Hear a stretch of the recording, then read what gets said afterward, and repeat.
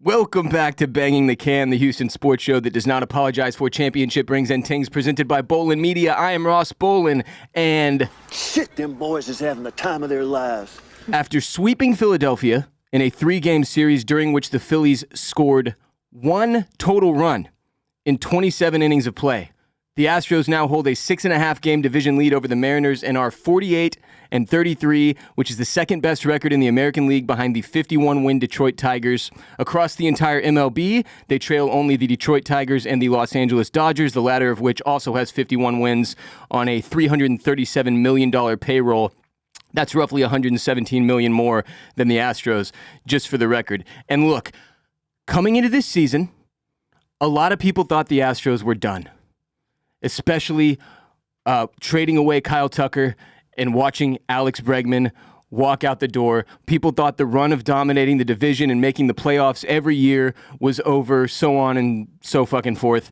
And right now, they are arguably the hottest team in baseball. Best record across the MLB in June, if I'm not mistaken, which I rarely am. Turns out, no, one wild card loss in 8 years does not signal decline. And the Detroit Tigers were legit. That series loss wasn't nearly as embarrassing as it felt. It also turns out Dana Brown, he is pretty good at his job. And our pitching coaches are demonic, twisted sickos who can take single-A prospect John Adam Bupkis and turn him into a 2.5 ERA legit big league starter on some Cinderella shit. No pumpkin. Uneducated, ignorant, hating-ass all-star voters can snub our worthy candidates all they want, but they cannot stop this train. No one can. As has become a tagline for this ball club in large part due to Justin Verlander's podcasting brother, the Astros are inevitable. According to Chandler Rome at The Athletic, only 6 teams in franchise history have authored better first halves than what this skeleton crew completed on Thursday afternoon. 5 of them finished as division champions. Houston is 81 games from becoming the 6th, playing at a 96-win pace while running out lineups most in the organization never thought would manifest. If you're in public, get your hand out of your pants, put your piece away, resist the urge to pull the pistol and start popping shots off into the air. Still another half of the season to go, but my God, has this been satisfying. Cooper Hummel is hitting walk-offs. You don't even know who Cooper Hummel is. I could just be making up that name. He might not even exist, but he's a real guy who really hit a walk-off ding-dong in the first game of the Phillies series. That's how insane this team is. The shit sounds made up at this point. Our own fan base has spent 81 games turning on the game and asking, who the fuck are these people? Nobody knows, and I don't care. They're winners. Winners win. Today's show is brought to you by Underdog Fantasy. Go yard all baseball season long with Underdog's Pick'em game. Underdog is a leading place to make all your sports picks, and you can play now in your state. Their app has over 100,000 5-star reviews and millions of players to play. All you have to do is download the Underdog app and choose whether a player will go higher or lower on one of their stats. You can choose from things like home runs, strikeouts, total bases, and so much more. If you get your picks correct, you could win up to 1,000 times your money. So you could turn $1 into $1,000 using just your baseball knowledge. Never underestimate the heart of a champion. The Astros open their final series of June against the Chicago Cubs tonight. So what I like to do is go into the Underdog app, click the MLB button, scroll over to Astros versus Cubs, and make plays on our specific game since I'm going to be watching it. It makes it a little bit more fun. So let's see. Tonight I am liking Brandon Walker, higher than 4.5 strikeouts. He's had 6, 9, 5, and 5 Ks in his last 4 starts. Kade Horton, lower than 4.5 strikeouts. He's had 2, 4, 6, and 3 in his last 4 starts. Kyle Tucker, higher than 0.5 hits because, yeah, King Tuck, and Jeremy Pena higher than .5 singles. Locking those plays in will get you 6.35 times your money as of recording. Boom, done. Download the Underdog app and sign up with promo code BTC to unlock a special offer of up to $1,000 in bonus cash when you make your first deposit. That's promo code BTC.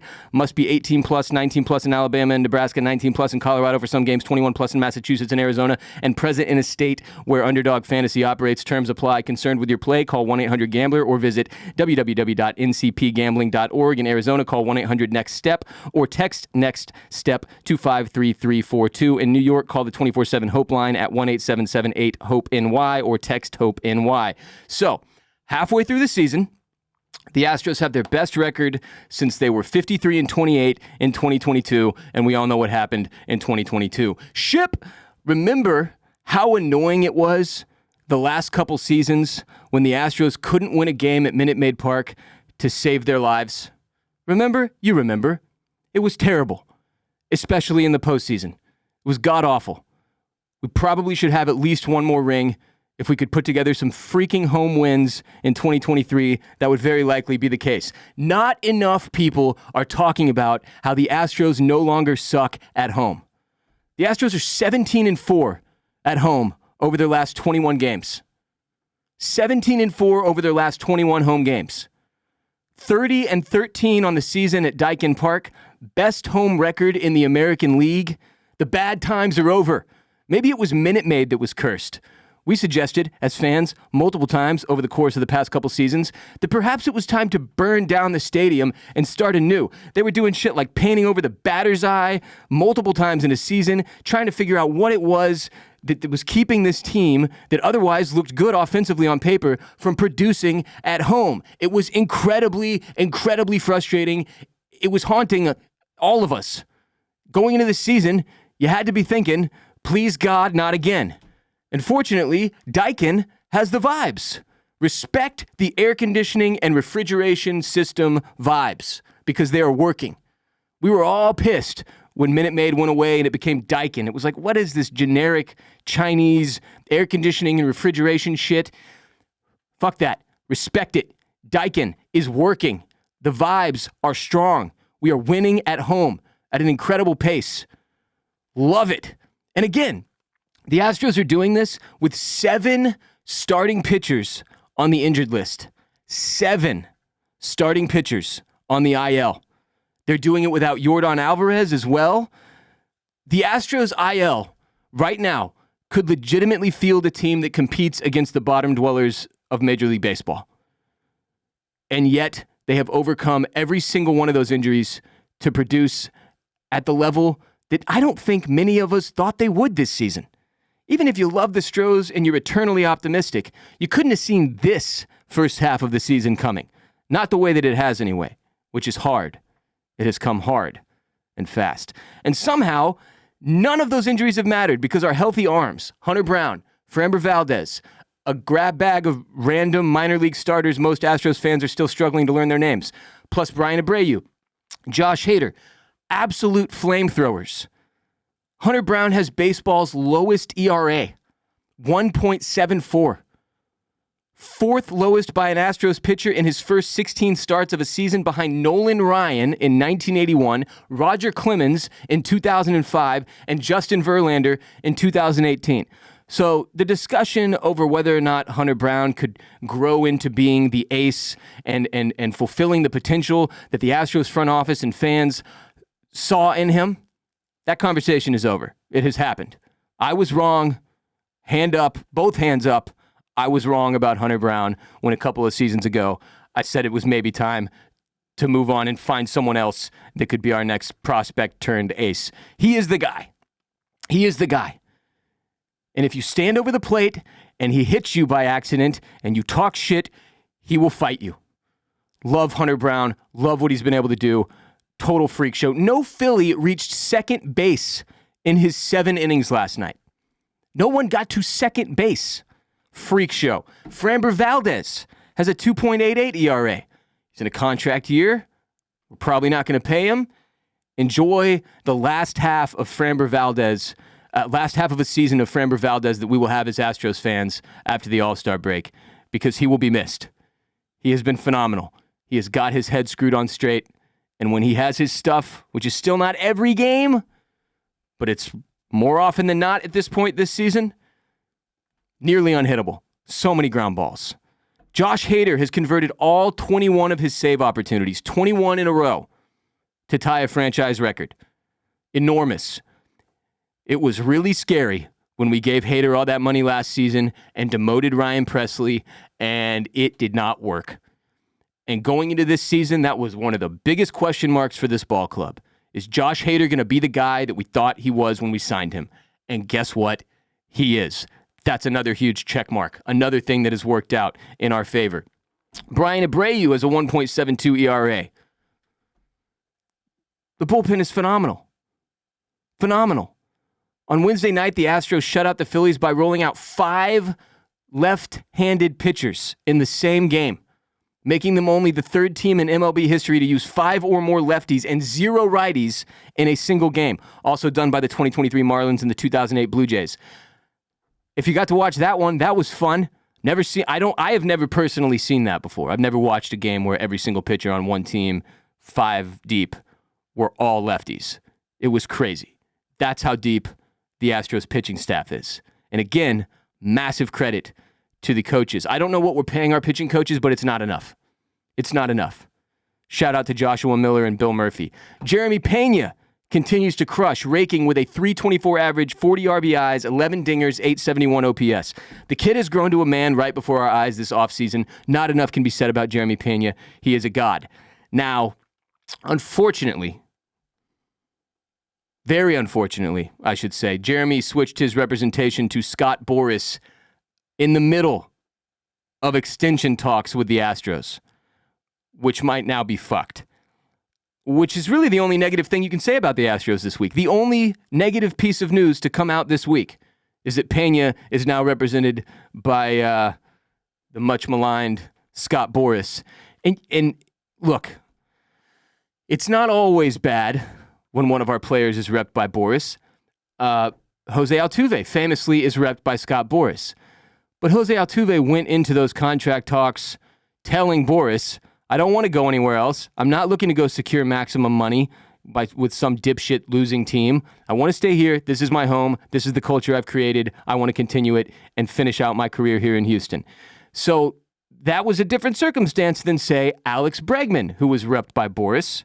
I believe Carlos Correa was repped by Boras. Most of the time, Scott Boras is known as a killer, the dude who is going to take a player and get him maximum value on the market. Now, it doesn't always work out. Obviously, it didn't work out for Correa the way he thought it would, but that was due to some injury shit. The point is, if Jeremy Pena was in mid-contract extension talks with his now past representation and the Astros, and things were coming along, and Pena might not have liked the numbers that he was seeing, and so much so that he switched representation to Scott Boras, that feels pretty fucking ominous.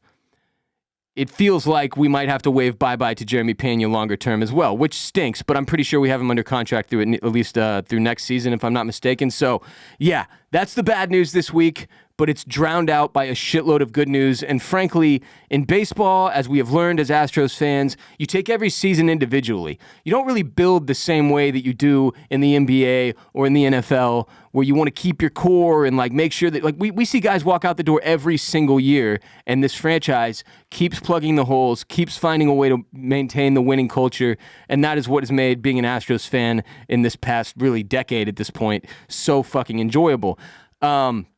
The Astros start a 3-game series against the Cubs tonight at home. Brandon Walter will get the first start. Saturday is a TBA, but might be yet another return of Lance McCullers Jr. if he's feeling good enough. And Framber will pitch on Sunday. So those are our last 3 games in the month of June, which has been one of the best months of Astros baseball in recent memory. The Astros announced before Friday's game against the Cubs, the Astros will welcome back 2022 World Series champion Kyle Tucker and Ryan Presley in a special pregame tribute. It's going to be weird playing against King Tuck and America's closer with them wearing different jerseys, but it'll be good to see them again on the same field as our team, even if they are the enemy. So very excited for that, very excited for this Cubs series. Should be a fun weekend. Last thing I'll say, Joe Espada. who a lot of people had reservations about over the course of his first season as manager last year. Obviously, Espada deserves an enormous amount of credit, along with Astros veteran leadership like Jose Altuve, for creating a clubhouse culture that shuts out the noise, focuses on winning ball games with a next man up mentality. Because it's really, really, really difficult to win in professional sports, as most of you know. It is really, really, really, really difficult to win consistently in Major League Baseball. And it is infinitely harder when you routinely have very important pieces of the puzzle going down with injury, like Yordan Alvarez, like 7 starting pitchers. And they have been able to piece it together and make it happen. And again, this is not a league where longevity is easily achieved. You can just look at the Texas Rangers, who by some fluke won it all in 2023 and have been mediocre shit show ever since. You need competent ownership. You need a savvy front office.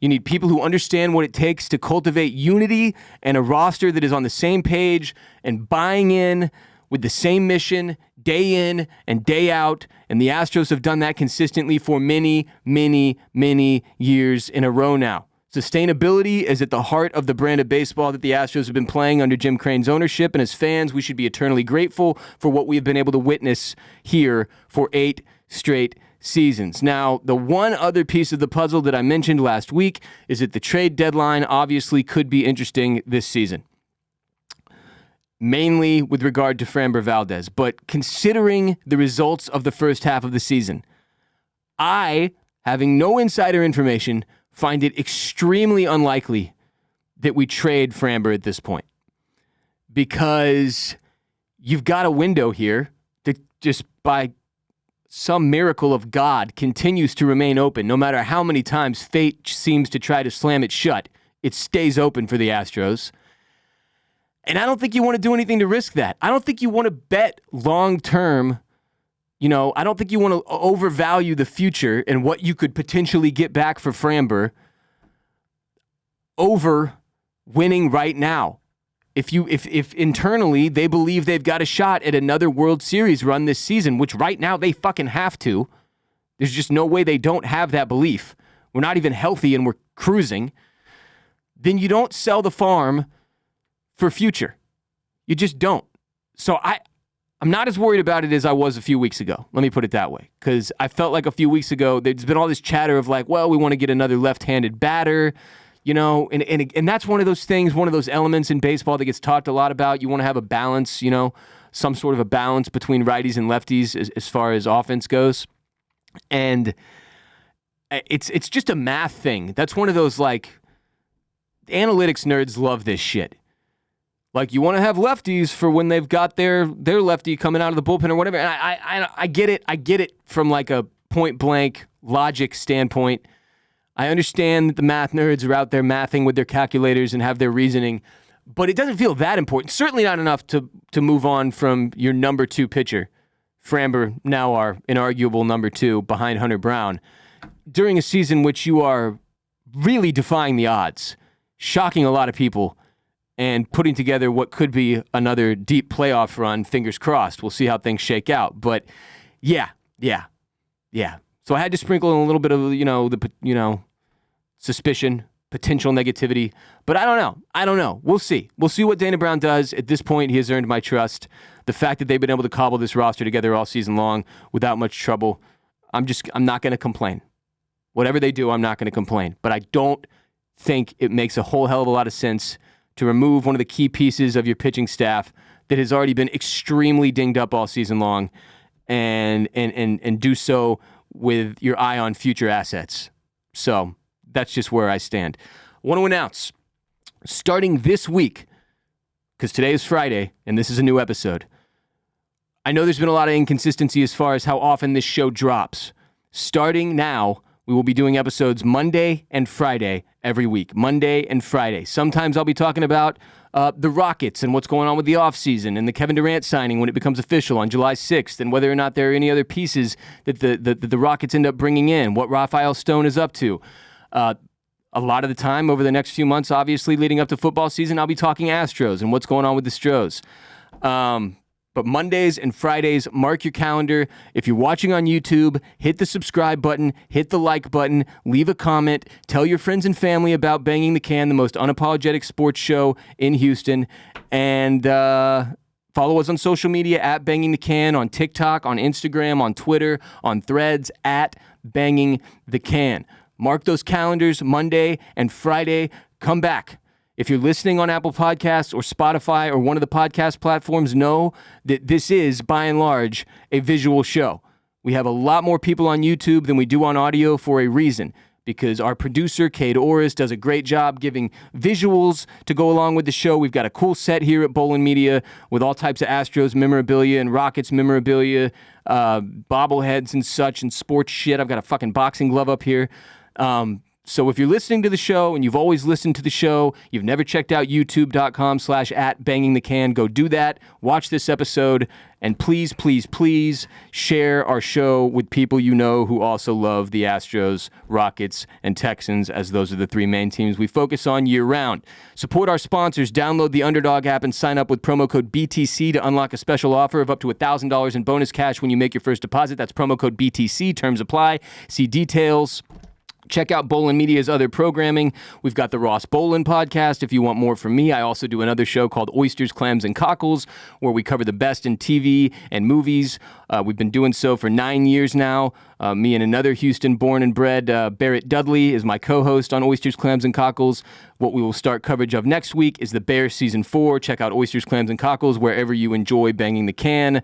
youtube.com/@oysters-clams-cockles. We're on all the social media platforms. And finally, if you're an F1 fan, if you love F1, you will love Bolen Media's F1 programming, Formula Bone, hosted by Jared J. Bone Borislow, giving you a recap and a preview of all the races all F1 season long. You can check out his show on youtube.com/@Formula Bone, where he has over 175,000 subscribers at this point, significantly larger than our show, which is why I need you to get the word out there so we can one day maybe try to compete. It's unlikely, but we'll do our best.